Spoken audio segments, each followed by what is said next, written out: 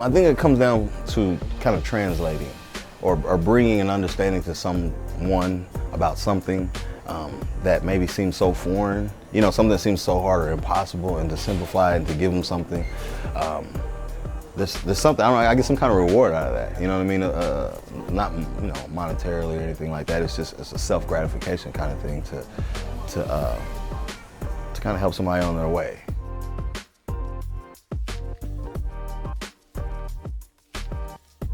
Yeah, in the beginning it started off as just basically math. I thought 3 boys, $15 a cut every other Saturday, every Saturday for 20 years. I thought I'd go to barber school and cut the time down, and I think my tuition was like $13,000 at that time, so I was like, 4 or 5 years I'll basically break even and I'll be good for the rest of my life. And that was the goal going into barber school, so I never wanted to have a barber shop or do anything like that.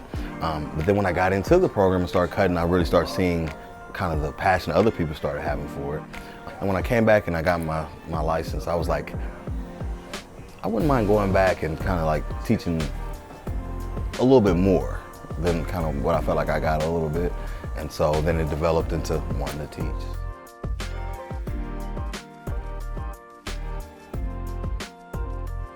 I think the biggest part of reward, again, is going from not doing something or even having a little fear of doing it to doing it really well and have that confidence and the person saying, I don't know if I can do this, to I'm gonna make a lot of money doing this, or I'm gonna be successful doing this.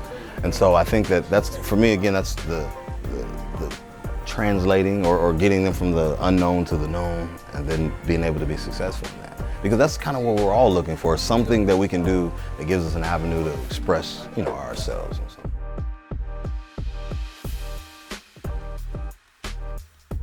Barbering sometimes might not be a person's passion or their purpose, and they may have a different purpose, but cutting hair lets them get close to people and then maybe work on their purpose with them, you know what I mean, and what they're trying to do. And I also, kind of going back to when you said about the teaching part, when I went to barber school, I noticed, not just with the students that I was with, but myself, that a lot of barber students, when they come to barber school, they're at a pretty low, kind of a low point in their life.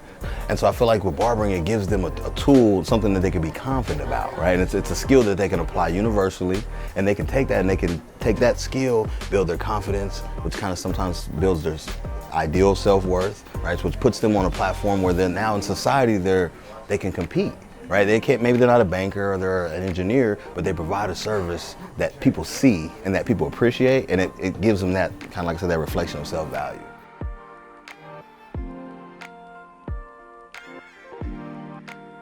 I've been to a couple other barber schools, like for state boards and stuff like that. And what I noticed with this barber school is that you get a lot of diversity here, right? Some barber schools, I'm from Kansas City, Missouri, and the barber schools and cosmetology schools are located in areas where the demographics determine the client. So you may have a lot of straight hair or a lot of curly hair only. And so this environment, this location, in this particular school gives you diversity in age, and race, hair type, right? So you're not only dealing with different hair types, which is important, but different ethnicities, so you know how to talk to different people, different cultures, right? And you're not just kind of narrow-minded in a certain type of way. So I think this school, in its diversity in clients, the city of Topeka is very diverse, as you guys know, and you're gonna get a lot, like we do a lot of shaving here. A lot of schools you don't shave at all, or a little limited shaving. We do a lot of shaving, and again, a lot of diversity in cuts.